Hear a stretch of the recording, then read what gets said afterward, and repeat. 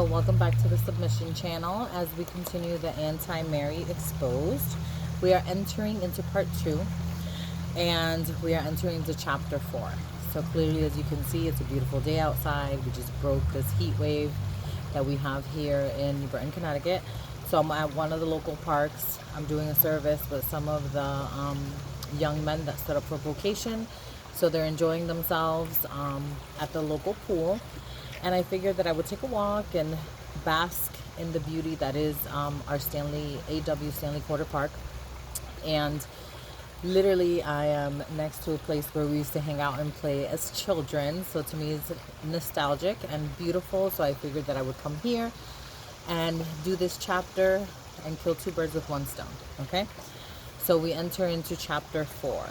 And it says, The Big Lie, Changing Human Nature. The quote is, I don't really view communism as a bad thing, quoted by Whoopi Goldberg.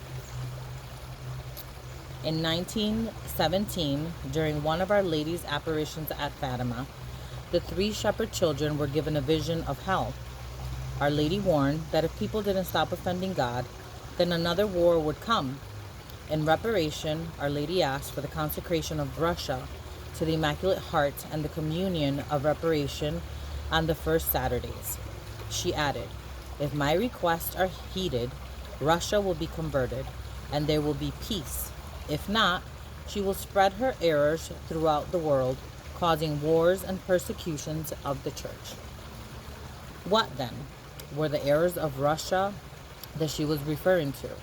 Most of us think Russian errors largely as communist and Marxist ideologies. This is generally correct, as Marxism is behind most of the ideologies we face today, either openly or surreptitiously, be it communism or collectivism or socialism. But could there be more to it than just that? Something deeper than Marx and his fellow comrades. Russia's errors. In 1918, shortly after Our Lady's prediction, Tsar Nicholas Romanov and his entire family were shot, bayoneted, and clubbed to death. Their bodies were dragged to a desolate forest, where they were further mutilated and finally thrown into a mineshaft. With the royal family gone, the Bolsheviks, led by Vladimir Lenin, expanded his party's controlling power over the expansive Russian Empire. Lenin made his intentions of massive cultural overhaul very plain. And they quote, we are the revolutionaries. Yes, we are going to tear the whole thing down. We shall destroy and smash everything. Ha ha ha. With the result that everything will be smashed to smithereens and fly off in all directions, and nothing will remain standing. Yes, we are going to destroy everything. And on the ruins we will build our temple. It will be a temple for happiness of all. But we shall destroy the entire bourgeoisies and grind them to power. Ha ha ha ha, to powder. Remember that. End of quote. Under the Soviet tyranny, private property became a thing of the past, and the aristocracy was neutralized or vaporized by exile at the Gulag work camps. Their poverty was seized, their homes were divided up to share with strangers, or they were harassed until charges could be brought up justifying execution. For the commoners, the proletariat, who were supposed to be the beneficiaries of the Soviet collectivization, breadlines, hunger, and the unraveling of society became a new norm. The family was destroyed as all adults were forced to work, children were raised by others, and divorce was easily procured. The Orthodox Christian faith was erased as churches were converted into storehouses and museums were simply destroyed. When battering rams knocked down the doors of the iconic Church of Our Lady of Kazan, loudspeakers blared, you see, there is no God. We destroy the church of the so-called protectoress of Russia and nothing happens. Anyone objecting to the Soviet utopia was sent along with priests and aristocrats to the Gulag, where an estimated 40 to 60 million people perished from disease, malnourishment, exposure, torture, and execution. Anyone objecting to the new Soviet utopia was sent.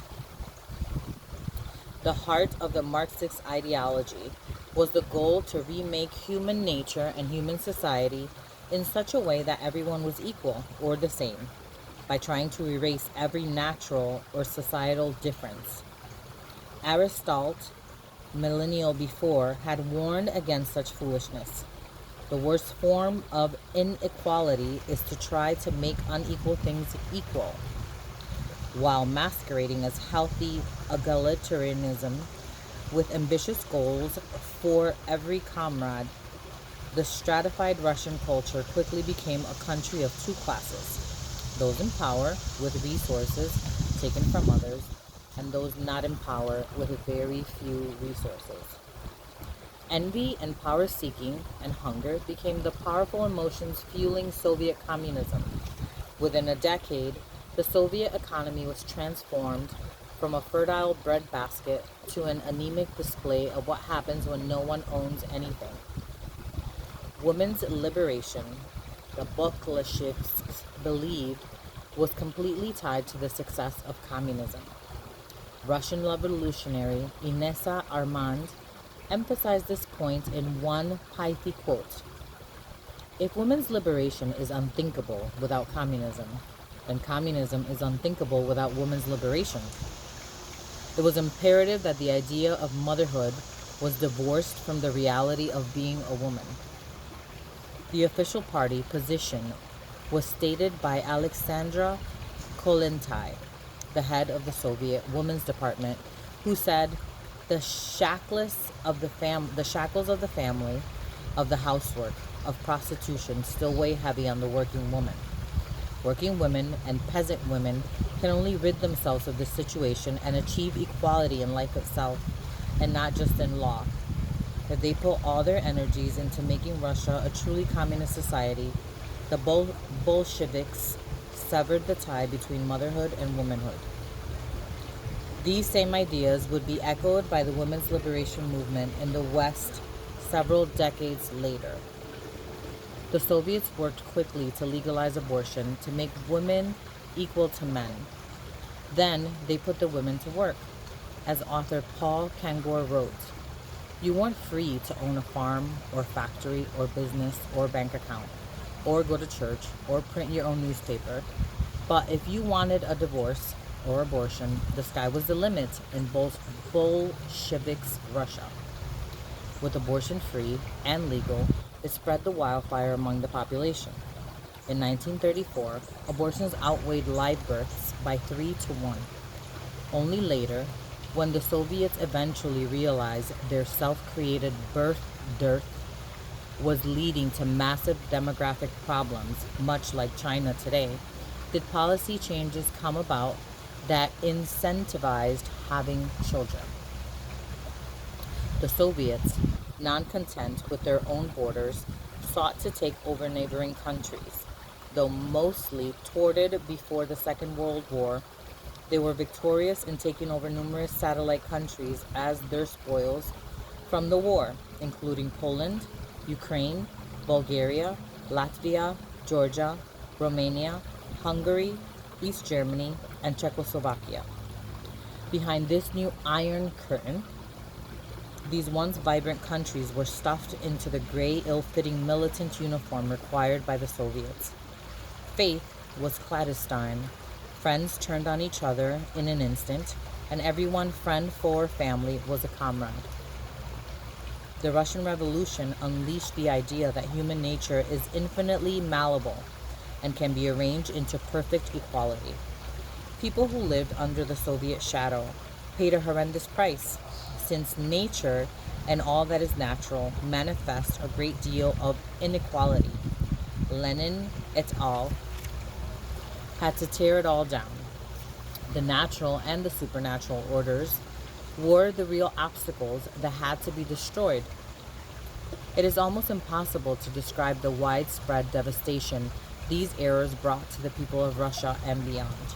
The scars are still readily apparent amid the people, the land, and the faith.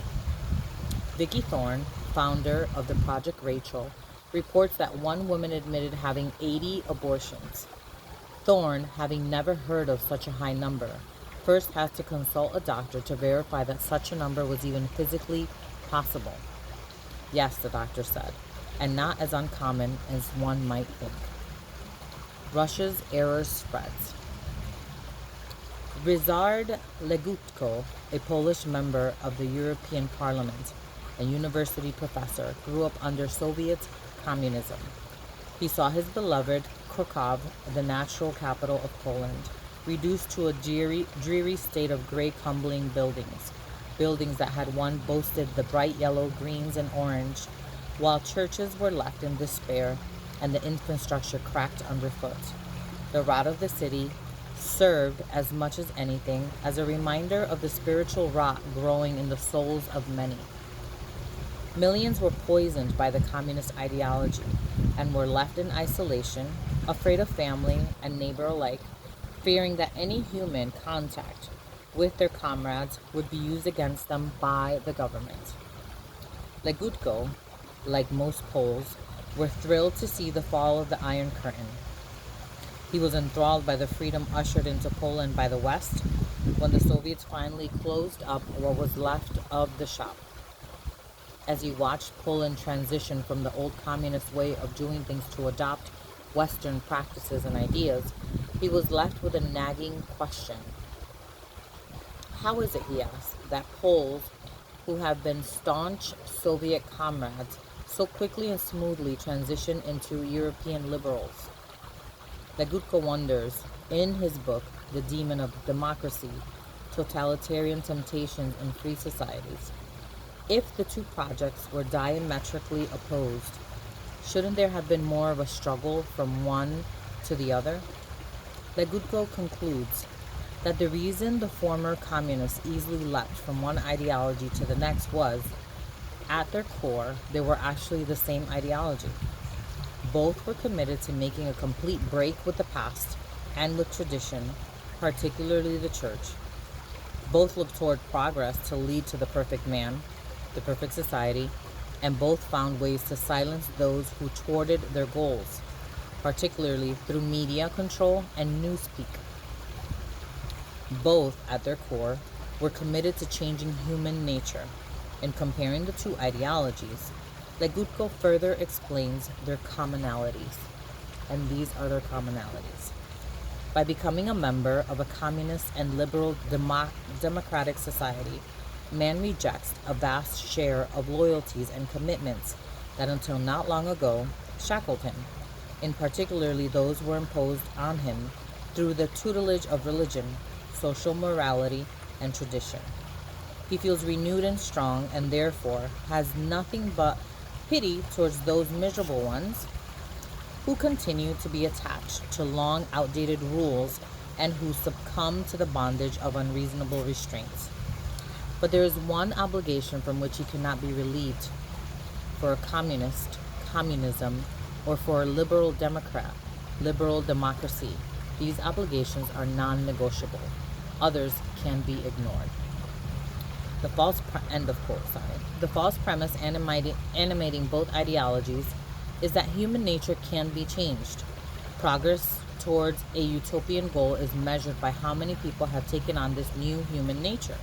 Their belief is that once the process is complete and this new nature is assumed by all, then there will be a worldwide happiness. Until then, we have to break a few eggs. The only foreseeable solution from their viewing point is contained in an unwavering adherence to the party.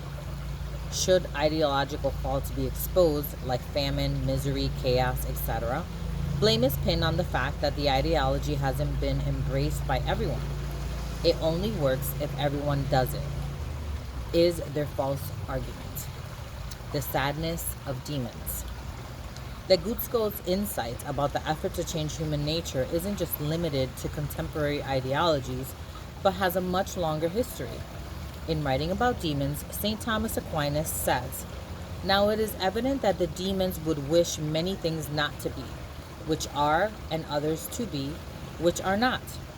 For, out of envy, they would wish others to be damned who are saved. Among their sufferings, the demons have a type of eternal sadness because they cannot change human nature." Psychologist Father Mike Driscoll says, "Demons are forever unhappy because they want God's creation to be different than it is, and they will never succeed in changing it to their liking. It is curious then to consider that this eternal sadness of demons is connected to their desire to change human nature. It is not surprising that the ideologies emanating from Russia's errors also have this same fundamental thrust towards changing human nature. This perversion of human nature is at the heart of the errors Our Lady talked about at Fatima. The errors of Russia, which have spread well beyond her borders, are ultimately that they try to do what the evil desires, change human nature. But this cannot be done. Thus the demons are sad in the face of the impossible task, and those infected with Russia's errors rage and destroy everything that isn't to their liking, as seen in the anti-Marian spirit. The errors go viral. The errors of Our Lady alluded to aren't exclusive to Russia and Europe. The promises of the Russian Revolution that human nature can be changed melted seamlessly into the promises of the sexual revolution. Americans have widely adopted the notion that human nature is infinitely malleable. That a mother, for example, could willingly and pridefully kill her own child, that spouses could forsake each other with the expectation that there will be no consequences to themselves or their children, or that men could lie to each other and expect an open embrace from all and sundry. From the 1960s on, each of these erroneous concepts aimed at appeasing the desires of the human heart have failed miserably to serve the individual, the family, and the wider common good. It is no accident that the ideology of the Soviet communism blended comfortably with the egalitarianism of the sexual revolution. French intellectual and author of The Second Sex, Simone de Beauvoir, considered one of the real triumphs of Soviet Russia to be the woman's liberation from menial tasks at home. Radical feminist Shulamith Firestone took it one step further when she wrote feverishly about eliminating gender differences. The end goal of the feminist revolution must be, unlike that of the first feminist movement, not just the elimination of male privilege, but the sex distinction itself. Genital differences between human beings would no longer matter culturally. The thrust behind feminist ideology is that in order for men and women to have equal treatment, they must become exactly the same. Any sort of difference must be overlooked. We have to ignore the fact that women have babies and are physically weaker on the whole than men. We have to ignore the fact that transgender men who transition to women are really not women. We have to ignore the fact that there is no physical way that two men can have a baby, even if they feel entitled to parenthood at any cost. Like communism before it, all differences in reality must be overlooked to conform to the ideological narrative. Radical feminism regularly promotes the nature can be changed lie, with celebrities proclaiming that gender equality is the emergency of our time that must be addressed with frantic and vulgar urgency.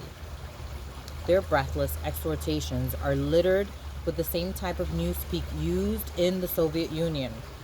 Words and expressions such as pro-choice, a woman's right to choose, reproductive rights, termination of pregnancy, clump of cells, product of conception, anti-abortion, and anti-choice all cover up the reality of which they speak. Such false realities have misled many, including an article in Elle that expressed shock over an ultrasound image that looked more like a real baby than a fetus do in actual pregnancy, because they are thought to just be a clump of cells. Our infinitely changing human nature has made both men and women obsolete. Men have become unnecessary and even the enemy because the future is female. Of course, in reality, they won't be an exclusive female future, whatever that might mean, unless they mean that the usual method of achieving pregnancy is abandoned and that only little girls are born through innovative scientific means. And yet, somehow, there seems to be the impression that this could happen and that it would be a good thing. Elsewhere, women have become unnecessary because of the changes in nature. Among homosexual men, including those embedded in the church, women are superfluous. For homosexuals, clerics, and otherwise, the complementary of male and female is outmodeled and unimportant for society to function properly. Women are useful to homosexuals as a bicycle is to a fish. Jesuit priest Father James Martin furthers the error when he recommends that homosexuality no longer be referred to as intrinsically disordered, but rebranded as differently ordered.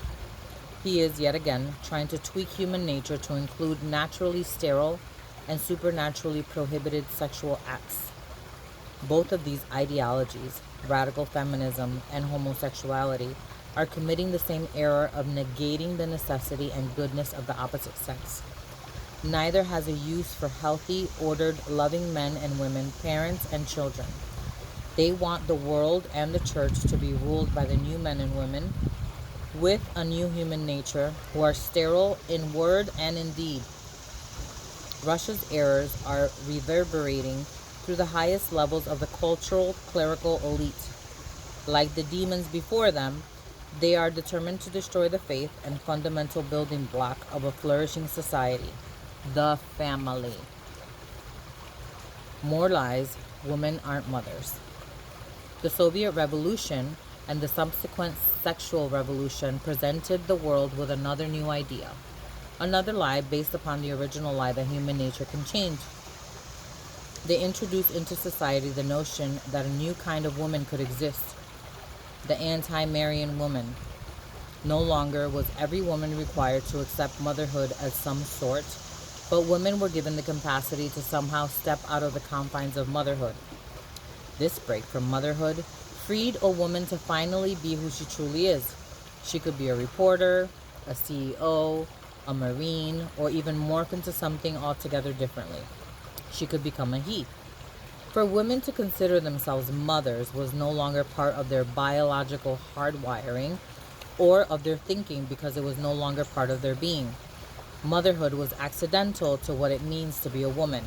It could happen or not, but it didn't touch the core of who a woman was. In the book, The Great Mother, psychologist Aaron Newman digs deeply into myths and ancient stories that depict women and goddesses. One of the main themes that emerges about women is that they are vessels. We are wombs that carry and protect children, and we carry in our hearts and minds the needs of being of others. The physical reality of pregnancy and childbearing is duplicated in our souls on a spiritual level.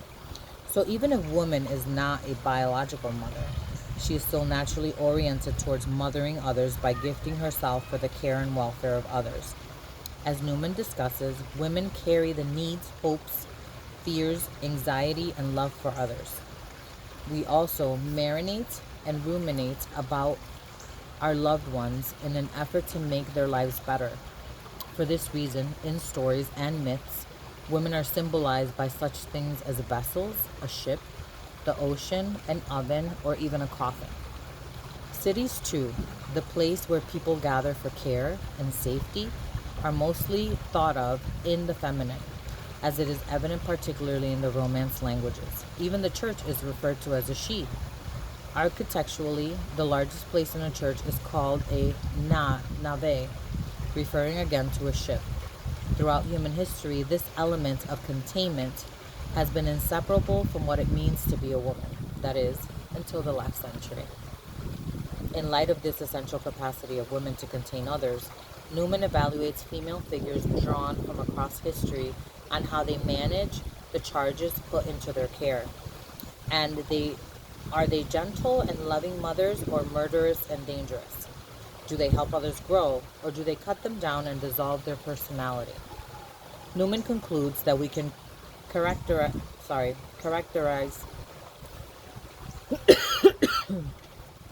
a woman based on how she treats those entrusted to her.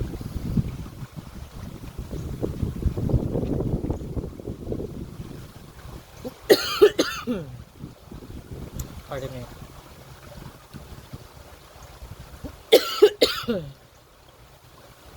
Real time, real things, you know? Sorry. The terrible mother, according to Newman, is that woman who abhors life and tries to destroy it when she can, including by dismemberment of ritual sacrifice. The bad mother is the one who controls those who she is given power over.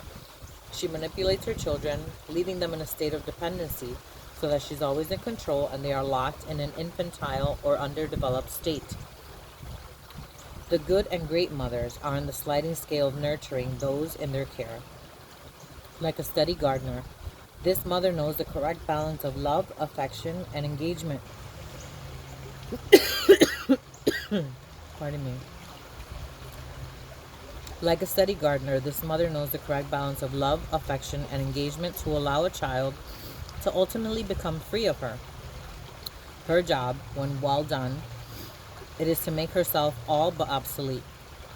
The difference between the good and the great mother is a woman's capacity to raise a fully mature and flourishing adult. Newman provides an amazing circular chart where major female types and goddesses are placed respectively in the position of a terrible, bad, good, or great mother. All women can be considered within this circle. There is a place for Lilith, Circe, Astarte, Kali, Demeter, Sophia, Isis, even the Virgin Mary. Again, each has a place based on her tending to human souls. The comprehensive nature of Newman's analysis helps reveal the lie that somehow because of contraception and abortion, women can evade their innate maternal nature. The true reality is that these elements do not mean that we have stepped out of motherhood, but contemporary women, because of their active efforts to destroy life, I knew this was going to happen. I rebuke you. Get away from me, Satan, okay? But contemporary women, because of their active efforts to destroy the life of their children, have gone from good or great mothers to mimicking the bad or terrible mothers. Perhaps we are too close to see this story state, but future generations who have recaptured some sense of sanity will see clearly that our age was the age of the terrible mother. We didn't step out of our fertility because that is ontologically impossible. But we stepped into a terrible way to manage that which we're tasked with containing. Although Newman does not lay his analysis out this way, there is added clarity in understanding his point by using Aristotle's ancient criteria of a virtue. Aristotle saw that the way to establish a virtuous act is to find the golden mean, that spot in the middle of the two extreme vices. If we look at the two kinds of extremes that women are tempted to, over control on one side and negligence on the other, then we can see that the virtuous woman is the one who balances these two extremes. It's easy to think of the domineering and manipulative mother on one hand, or the negligent and narcissistic mother on the other, who can't be bothered with her family's needs. In the middle of these two is the good and the great mother who is nurturing, supportive, attentive, and selfless. Despite our contemporary misreading of human nature, there is simply no way for a woman to take herself out of motherhood. Everything she is or does, in essence, somehow related to her embrace or rejection of it. Women are made for motherhood. So our stewardship of life and the quality of our character can be judged on how we engage in it. This is the human nature. This is the way that human nature is hardwired, and everything in our body speaks to this truth. In our hips, in our wombs, in our arms that are bent at the elbow instead of straight like men's to better cradle a child, in our breasts which offer nourishment, and so on. We can reject this reality. We can wish it weren't so, but we cannot escape it. Even that woman who undergoes surgery to transition to a male, at her core is still a woman, made for mothering. 100 years from now, her bones will tell the real story. There will be no sign left of that she was a he, because her hips and arms are still those of a woman, and her proportions will still be female. Try as we might to change her sex or unsex her, as Lady Macbeth dared request, we cannot truly succeed. The natural order simply cannot be changed, no matter how sad or angry that makes someone. The lie that traps. Communism, Marxism, socialism, and radical feminism all share a remarkable pedigree of failure when it comes to human happiness. And yet, we continue trying them with the expectation that the result will somehow be different. The newspeak may be different, the language and the laws enacted by it may be different, but their appeal is based upon the big lie that human nature can be changed. And once it is, the world will be perfect. What few realize is that the actions associated with changing human nature have a built-in trap. They have a secret capacity to enslave their adherents with the mental handcuffs of collaboration.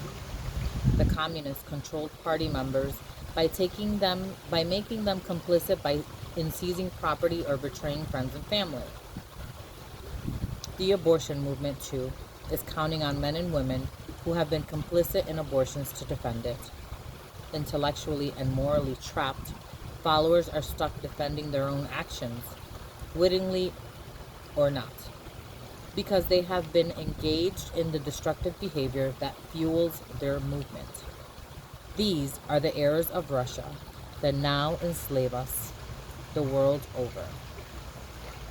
And that concludes our chapter 4, which speaks a lot of the ideologies that are currently going on in the world now, which is, I think, number one is it's in my freedom to do what I want, when I want. It's my body, it's my action, it's my choice.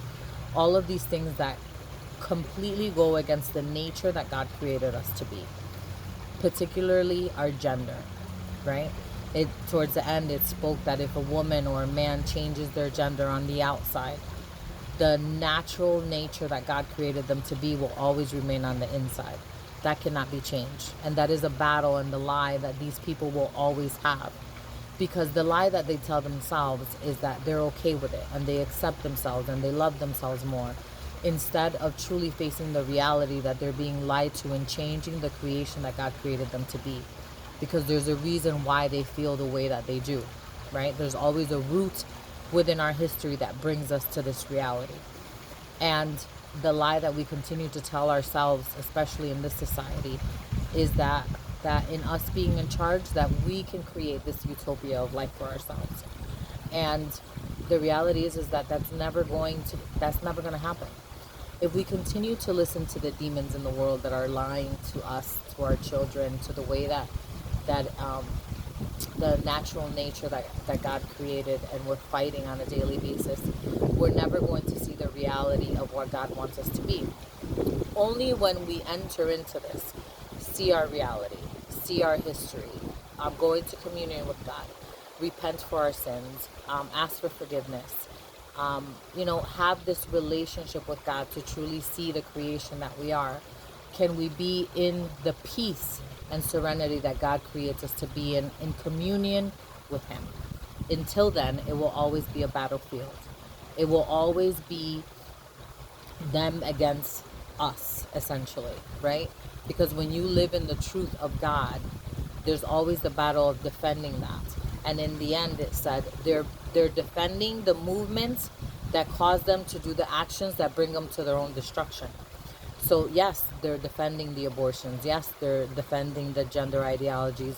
They're defending these things because they want to be justified in the things that they're doing.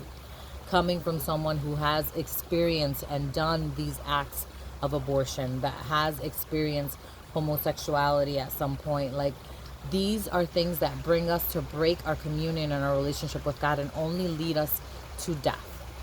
They don't bring us peace. They don't bring us serenity. They don't bring us, in the face of our trials and the things that we're enduring, it only brings us deeper into despair, to the point where we want to take our own lives. And this is the epidemic that's going on in society now. You don't see that in the news.